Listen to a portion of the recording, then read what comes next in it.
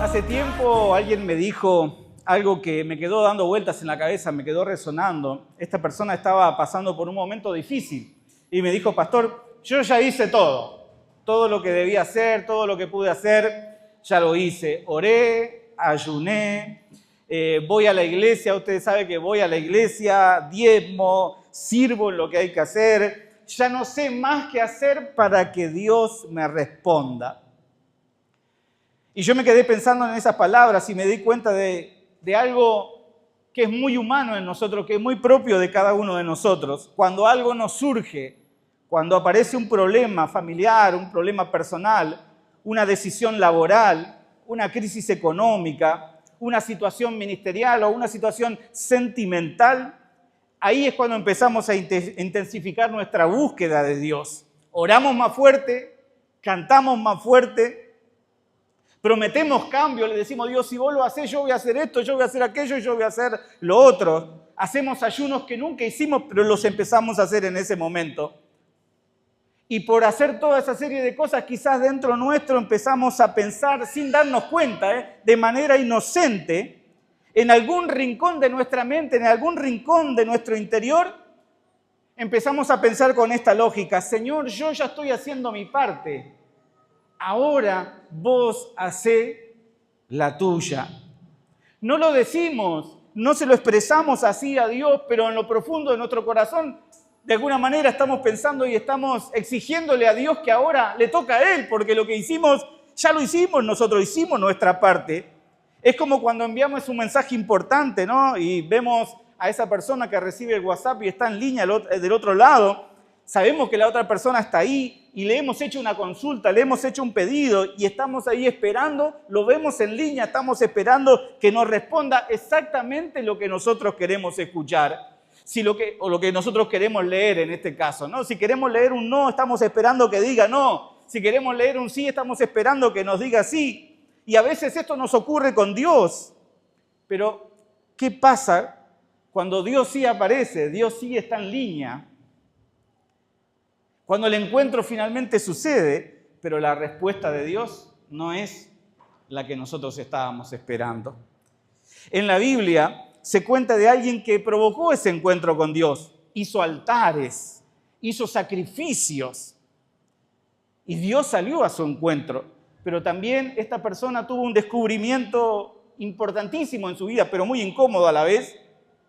Él se dio cuenta que los altares que uno hace atraen la presencia de Dios, pero no controlan la voluntad de Dios. No garantizan que Dios responda como nosotros estamos esperando.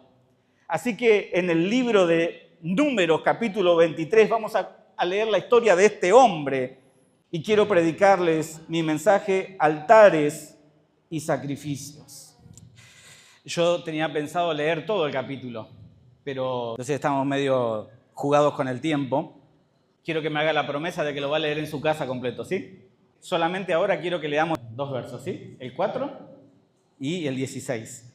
Dice Números capítulo 23, verso 4. Y vino Dios al encuentro, ¿de quién?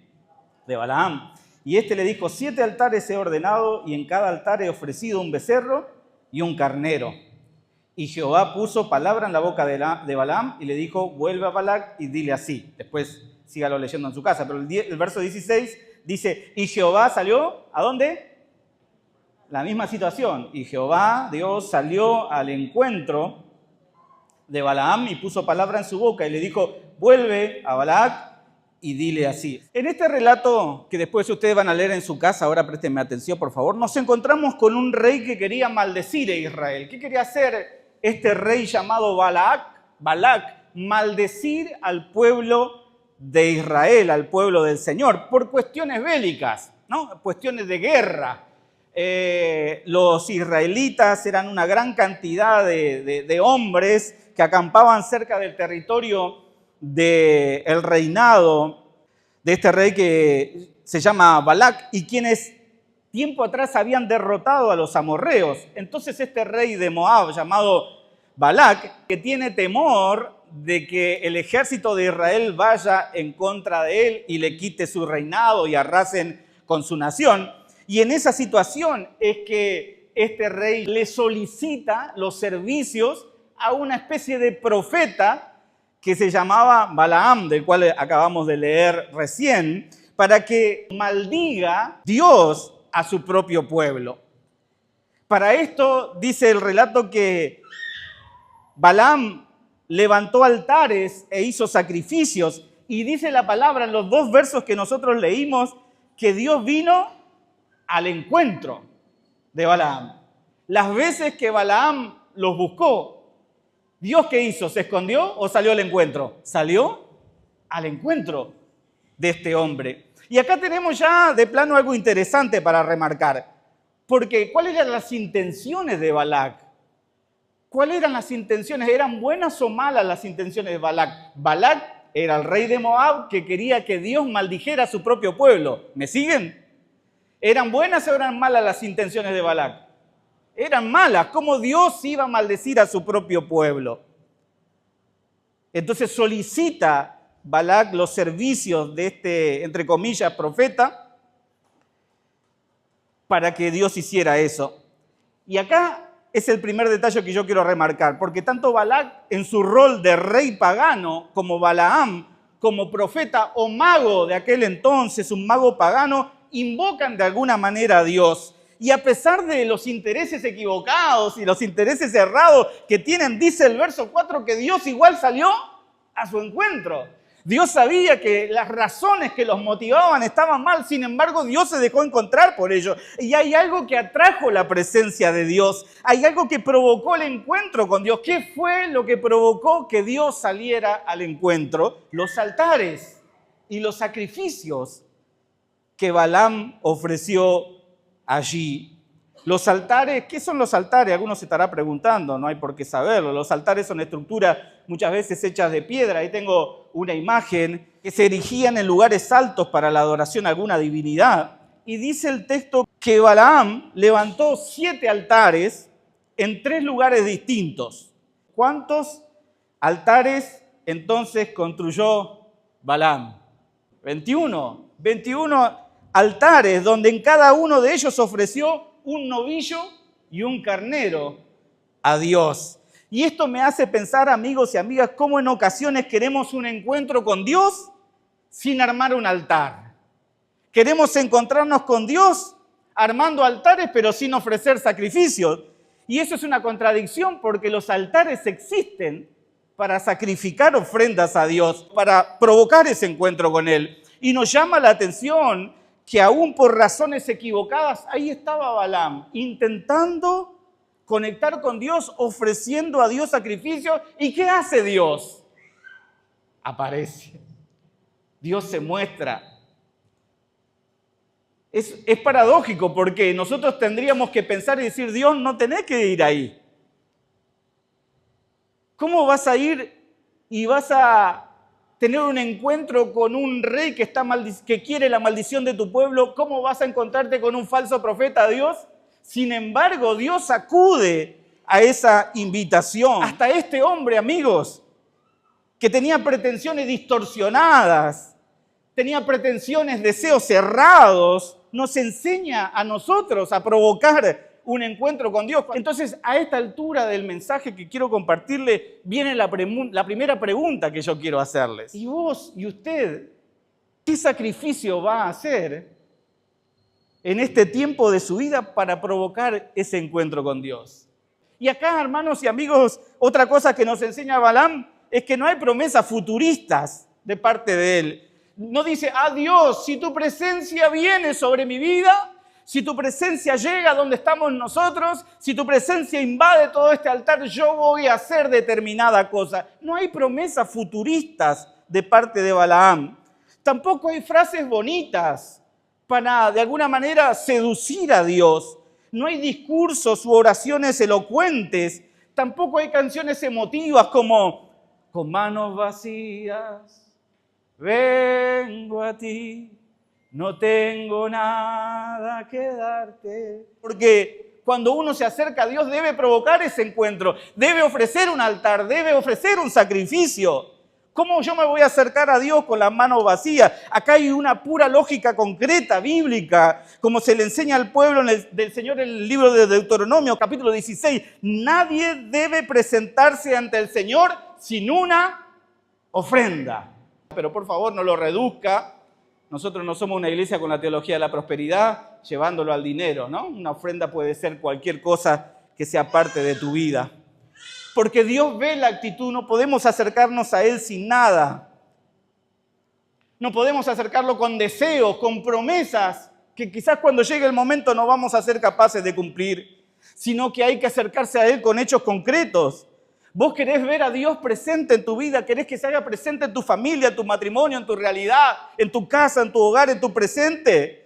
Tenés que levantar cuantos altares sean necesarios y cuantos sacrificios puedas hacer para alcanzar ese encuentro con tu Dios. Entonces, la segunda pregunta es, ¿qué será eso que te va a doler tanto que le vas a ofrecer a Dios? Porque tiene que dolernos para que sea sacrificio, ¿sí o no? Si no nos duele, no es sacrificio. Creo que prediqué algo así el año pasado. Si no nos duele, no es sacrificio. Y eso depende de cada uno. Para algunos, lo que le provoque dolor serán ofrendas materiales. Para otros serán ofrendas familiares. Y yo ahora pienso en mi mamá, en Asunción. Cuando yo tenía 18 años, Dios me llamó a mí y me dijo, tenés que irte a otro país. Y yo tenía 18 años y soy el más chiquito de mi mamá. ¿No, mamá? Entonces, esto fue un sacrificio para ella. Porque si bien yo ya tenía 18 años, yo incluso con 18 años, no sé si sigue esa misma ley ahora, pero con 18 años me tenían que firmar los dos. Y yo no sabía, estábamos en el aeropuerto y menos mal que mi mamá y mi papá me habían acompañado al aeropuerto y ahí tuvieron que firmar. Y pude viajar, si no iba a perder el pasaje, iba a perder todo. Pero yo me imagino el sacrificio que ella como madre, porque yo hoy, con un hijo de 18, de 19 años, Lau, hoy vos con un hijo a la edad que tenía yo cuando me fui, vos lo harías, vos lo permitirías, vos lo dejarías, vos ofrecerías a tus hijos como un sacrificio y decir, Dios, yo crié a mis hijos para disfrutarlo y yo quiero tenerlos cerca mío. Y vos me estás pidiendo a mis hijos, Señor, para que te sirvan a vos, para que se preparen para servirte a vos, para que vayan a las misiones o para que hagan algo de su vida que no estaba en mis planes, pero que sí estaban los tuyos. A veces Dios nos pide también algo de nuestra vida personal, de nuestra vida familiar. O mismo mi novia de aquel entonces, que nos habíamos puesto de novios hace poquito con Lau, muy enamorados.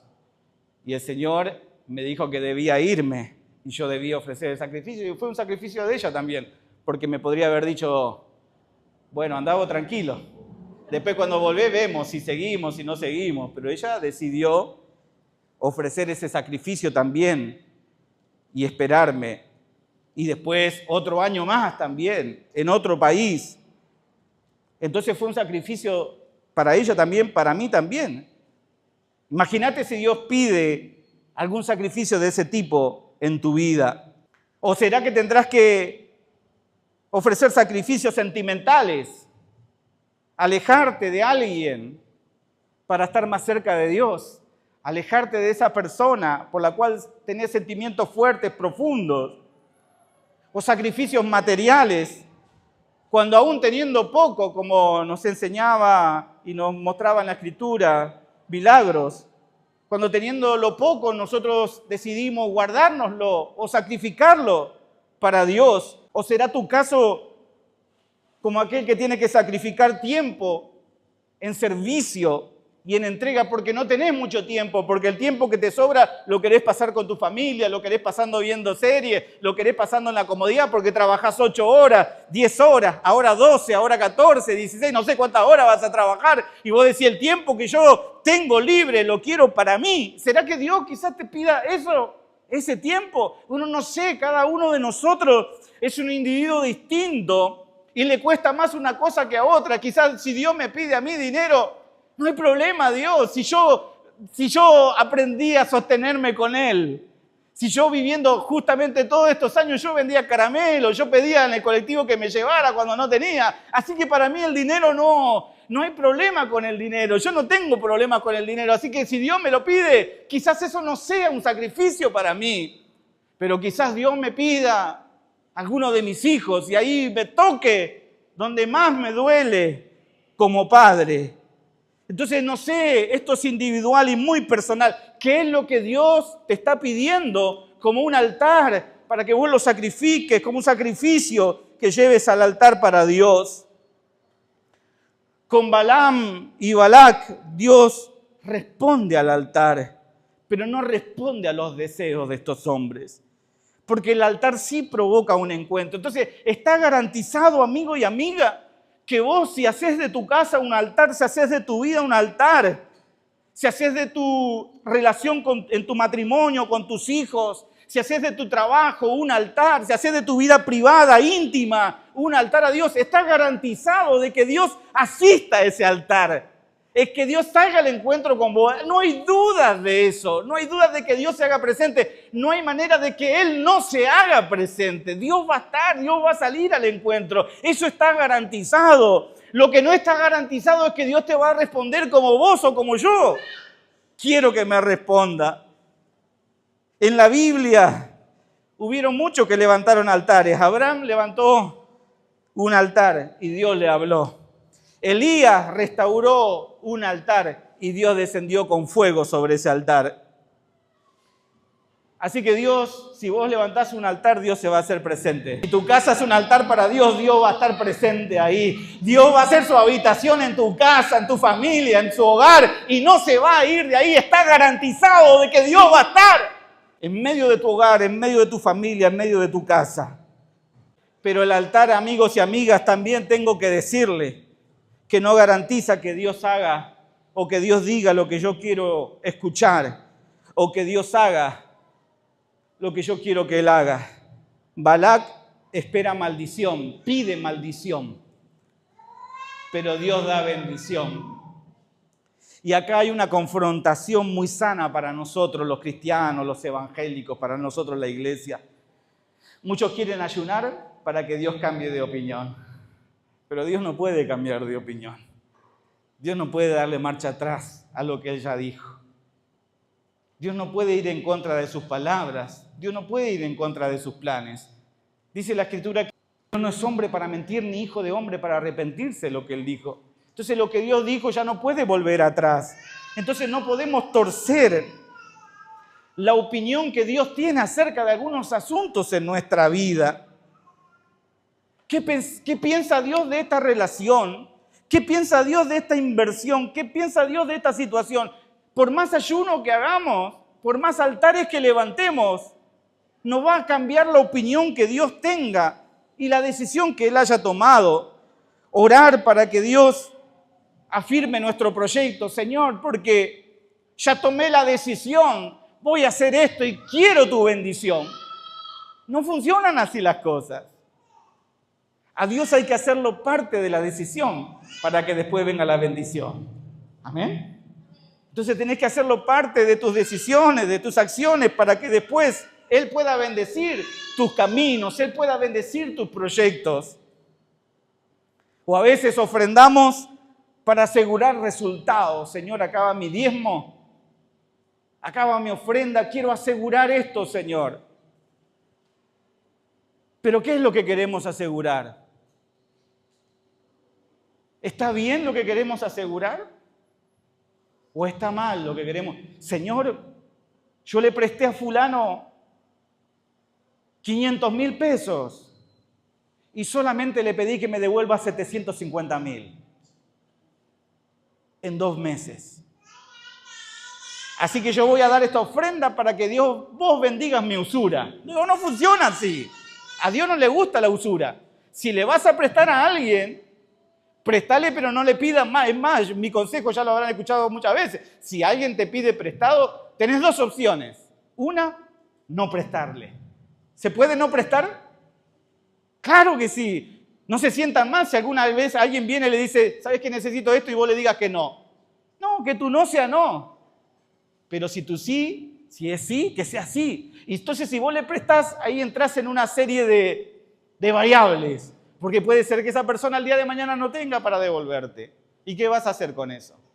Si algún hermano de la iglesia viene y me pide plata, como un hermano, o te pide plata a vos, vamos a sacarme a mí porque yo no tengo, vamos a sacarme del ejemplo. Pero ustedes que tienen, viene alguien y le pide, Aunque sea su hermano, ustedes pueden decirle que no, pero si le dicen que sí, olvídense de ese préstamo. Si vuelve, buenísimo, y ese hermano sigue estando ahí. Y si no vuelve, ¿vamos a perder un hermano? ¿Vamos a perder por plata a un hermano? ¿Una relación de hermano? Ojalá que ese hermano sea honrado. No es que no sea honrado, que a veces hay cuestiones que pueden cambiar mucho. Uno dice, hago ciertos planes y voy a tener tanto, y a veces hay eventualidades, contingencias en el camino.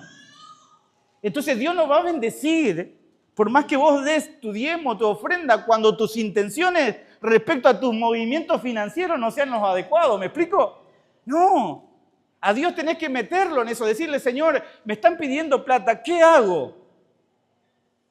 ¿Qué hago, Señor? Pero, a ver si me siguen. Dios no es un ídolo pagano al que se activa con un ritual, ¿no? Vamos a hacer un ritual, vamos a hacer altares, vamos a hacer sacrificios, y Dios se va a hacer presente y va a hacer lo que yo quiero. No, Dios no es un Dios pagano al que podemos activar de esa manera. Amigos y amigas, no levantamos altares para que Dios se alinee a nuestra voluntad. Levantamos altares para alinearnos a la voluntad de Dios. Levantamos altares para agradarle a Él, no para que Él nos haga cosas que nos agradan a nosotros. Ese es el sentido de los altares. Porque lo que Dios dice siempre va a ser mejor que lo que nosotros decimos o lo que nosotros pensamos. Siempre va a ser mejor. Porque quizás vos vas a Dios y le decís, Dios sale al encuentro, ofreces tu altar, tu sacrificio, y le decís, Dios, necesito que hagas esto, y Dios no te responde de esa manera. Dios te da otra cosa, pero quiero decirte que lo que Dios te va a dar siempre va a ser mejor de lo que vos pensás. El concepto de mejor de Dios es mucho más elevado que el nuestro. Aunque no coincida con nuestro deseo inmediato, siempre lo de Dios va a ser mejor que lo nuestro. Los planes, los deseos, la voluntad de Dios siempre será mejor que la nuestra, que la de nosotros, que la que nosotros pensemos o lo que nosotros querramos. Como dice en el libro de Jeremías, capítulo 29, verso 11, porque yo sé muy bien los pensamientos y los planes que tengo para ustedes, afirma el Señor. Yo tengo planes de bienestar y no de mal para darles un futuro lleno de esperanza. ¿Cuántos dicen amén? Esos son los planes de Dios, planes de bienestar. Entonces, yo te pregunto, pensando en esto, si los planes de Dios son planes de bienestar, son planes donde no hay mal, son planes donde hay un futuro lleno de esperanza para vos, quiero preguntarte, ¿eso no es mejor que lo que vos estás queriendo para tu vida? Sí que es mejor, porque acá hay dos cosas extraordinarias en este pasaje. Dice que hay bienestar, pero que hay un futuro lleno de esperanza. Y esa es la bendición de Dios. Ahí es cuando vemos que Dios está respondiendo y que cuando Él responde es mejor que lo que nosotros proponemos. Porque no solamente tiene que ver con el presente. A veces nosotros pedimos, Señor, necesito esto ya, dámelo ya. Esto es lo que preciso de vos. Y Dios no lo hace. En cambio nos responde con otra cosa que no solamente trae bienestar aquí y ahora, sino también en el futuro. Un futuro lleno de esperanza, dice Jeremías. El problema es que nosotros que estamos tapando siempre las cosas del presente. Si Dios te dice, yo tengo un bienestar aquí y ahora para vos y en el futuro también te esperan cosas mejores, ¿no es mejor lo que Dios nos propone? Que tapar ese agujero que vos querés tapar ahora. Que yo quiero tapar ahora, Señor, no, dame esto nomás, esto es lo que necesito. No, Dios está diciendo, no necesitas esto, porque siempre estás tapando lo urgente, siempre estás haciendo esto, siempre estás pidiendo aquello. Hacé un plan de tu vida, quiero bendecirte, pero quiero bendecirte de aquí en adelante, no aquí nada más. Quiero bendecirte de aquí hasta el fin de tus días, no ahora nada más. No quiero solamente que seas un niño bendecido, que seas un adolescente bendecido, que seas un joven o un adulto bendecido. Quiero que hasta el último de tus días vos seas una persona bendecida. Quiero que cuando llegues a los 60, a los 70, a los 80 años, tu futuro, ese futuro que muchas veces algunos están llorando en la televisión porque la están pasando mal. Dios dice, yo te voy a garantizar a vos un futuro lleno de esperanza. Entonces déjeme preguntarle una vez más, ¿es mejor lo nuestro o es mejor lo de Dios? Siempre va a ser mejor la propuesta de nuestro Dios. El problema es que nosotros somos cortoplacistas y somos limitados, queremos esto o aquello ahora. Y solamente queremos eso. Y Dios dice, bueno, cuando Dios está pensando en algo maravilloso, ¿no? Dios no se anda con chiquitas, Dios es el creador de los cielos y la tierra, el universo y todo lo que hay. Dios no está pensando, nosotros a veces, amigos, estamos pensando en cosas chicas, nosotros no llegamos a fin de mes y estamos pensando, Señor, no llego a fin de mes. Dios está pensando bendecirnos en los próximos años de nuestra vida. Siempre los planes de Dios van a ser mejores ahora y en el futuro para nosotros. Balac quería guerra, quería maldición, pero Dios respondió de otra manera. Por eso hay encuentros, amigos y amigas, con Dios donde Él nos corrige. ¿Viste el dicho ese? ¿Fuiste por lana y volviste? Tranquilado. A veces uno se acerca a Dios diciéndole, hoy va a ser el día que Dios me responda que sí. Y sale de ese encuentro con un no rotundo. Y si Dios no te lo voy a dar. Pero Dios, ¿cómo no me lo vas a dar? Si vos sos bueno, clemente, justo y misericordioso, lento para la ira y grande en misericordia. Dios no dice, yo ya sé cómo soy. Vos no me vas a decir a mí cómo soy. Pero no. ¿Cuántos papás hay acá que alguna vez dijeron que no? ¿Cuántos papás hay acá que saben que tienen que decir que no y a veces... Pero vos sabés que tenés que decir no. Ese papá que viene al hijo y le dice, voy a juntarme con mis amigos, nada, no pasa nada, vamos a estar a las 3, 4 de la mañana, ¿dónde? No sé bien, vamos a arrancar acá y vamos a terminar allá. Vos decís, no, vos sabés que tenés que decirle que no. A veces nos acercamos a Dios como ese adolescente, ¿no? Que dice Dios, vamos a hacer así, Dios, vamos a pasar acá. Quédate tranquilo que no va a pasar nada. No me va a pasar nada. ¿Cuántos adolescentes, jovencitas y jovencitos salen a la calle diciendo, no me va a pasar nada? Y papá le dice, puede pasar, hijo. Mejor no lo hagas, mejor no salgas, mejor vení así, mejor esto, mejor aquello. Mejor no venga, mejor tomate un Uber, yo te lo pago, no hay problema. Nada, que yo salgo con mis amigos. No, a veces tenemos que decir que no. Y Dios a veces nos dice que no. Y nosotros como cual adolescente, niño caprichoso, no hablo por ustedes, para que no se sientan, hablo por mí. Cual adolescente, Señor, pero este es el mejor trabajo, Señor. Este es el que yo quiero. Abrime esta puerta, Señor. Hacé esto, Señor, hacé aquello, por favor, porque yo sé que, yo me conozco, Señor, yo sé que es lo mejor para mí. No, yo te conozco más a vos que vos a vos mismo.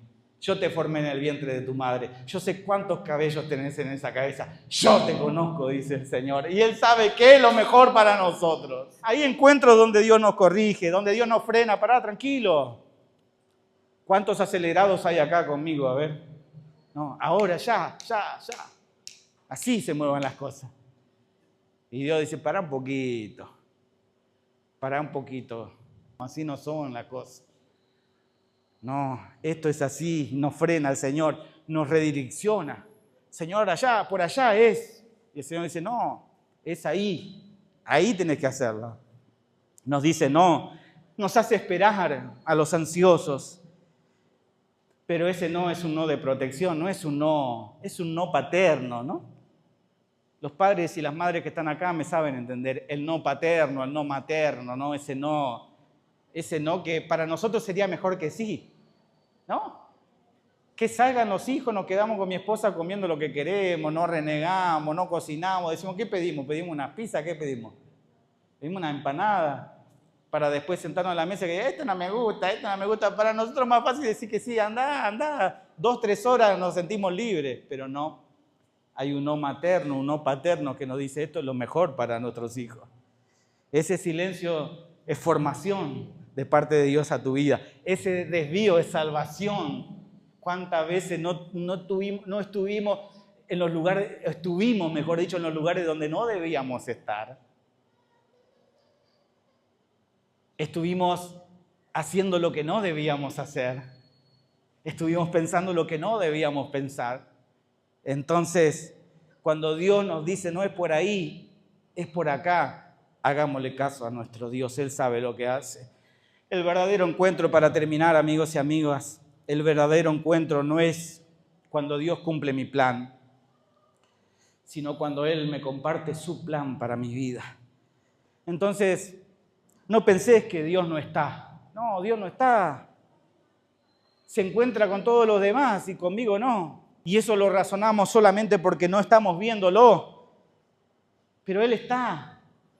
Cada vez que vos hagas un altar, cada vez que vos hagas un sacrificio, Él va a estar. Entonces no piense que Él no está. Él está.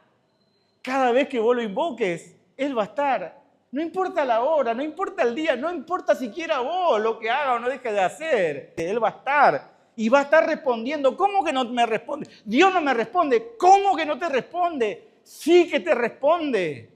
Lo que pasa es que vos no sabés a veces interpretar el silencio de Dios, porque el silencio también es una respuesta. Si hasta el dicho popular dice que el que calla, otorga. Miren qué sabios que somos en esta tierra también. Porque el silencio es una manera de responder a algo. A veces salimos al encuentro con Dios, armamos altares, hacemos sacrificios, decimos, bueno, finalmente Dios está. Yo creo, me abrazo a esta palabra, pastor, que cada vez que yo haga un sacrificio a Dios, Dios va a estar.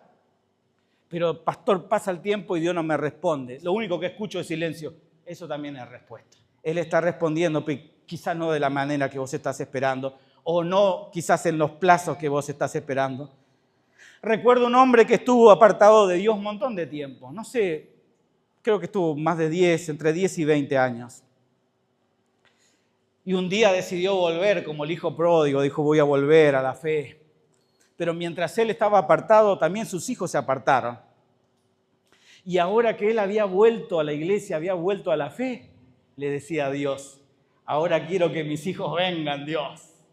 Ahora, Señor, no puedo esperar para ver a mis hijos dentro de la iglesia. Ahora que él había vuelto, quería que Dios rápidamente hiciera lo que él quería. Amigos, esto no funciona así. Dios no existe para nuestras demandas. Nosotros existimos para las demandas de Dios.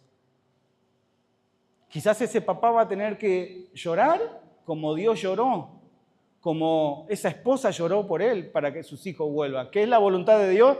No lo dudo. Dios quiere que esos chicos también vuelvan a los caminos del Señor. Pero ese hombre tiene que aprender una lección.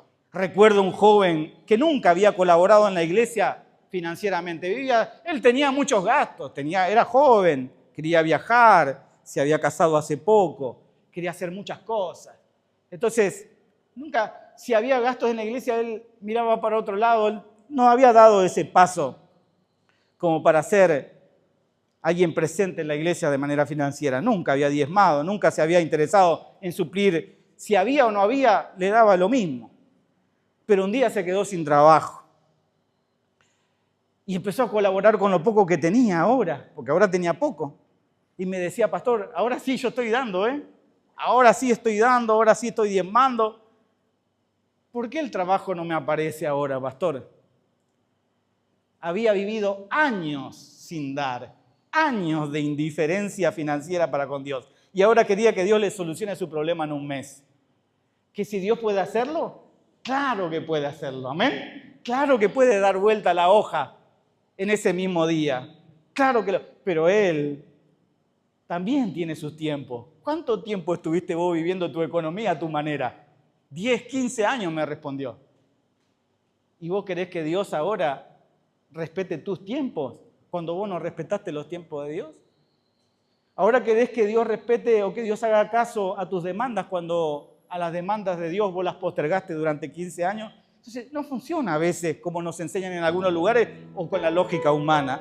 Entonces, amigos y amigas, cuando veo conductas en mi vida, cuando veo conductas en nuestras vidas, cuando veo nuestras conductas, cuando noto cómo funcionamos los seres humanos imponiendo nuestros deseos, imponiendo nuestros tiempos y levantando altares para imponer nuestras propias voluntades, me surgen 3 preguntas.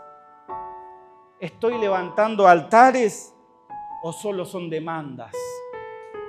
¿Estoy dispuesto a escuchar lo que Dios tenga para decirme, aunque no me guste? Y por último, confío en que lo que Dios me diga y en que lo que Dios haga va a ser mucho mejor que lo que yo pida. 3 preguntas que cada uno de nosotros tiene que responder. Y una última propuesta. Yo te propongo a que levantemos un altar esta noche. pero no de manipulación, no de exigencias a Dios, sino de rendición. Un altar de rendición. Y en este sentido me gustaría que repitas una oración breve conmigo. Cerra tus ojos, por favor, ahí donde estás. Primero te la voy a leer y después te la voy a dictar para que la repitas conmigo, pero si solamente es tu deseo, yo no quiero que vos repitas algo que no sabes de qué se trata. Esta oración va a ser simple, no 2 renglones, nada más. Primero escuchala bien. Y si después querés hacerla conmigo, vamos a hacerla juntos. Señor, no vengo a negociar con vos. Vengo a encontrarme con vos. Y acepto de antemano que tu respuesta será mejor que mis deseos y mis planes. Si estás de acuerdo con esa oración, repetila conmigo. Señor, no vengo a negociar con vos. Vengo a encontrarme con vos. Y acepto de antemano que tu respuesta será mejor que mis deseos y que mis planes. En el nombre de Jesús. Amén.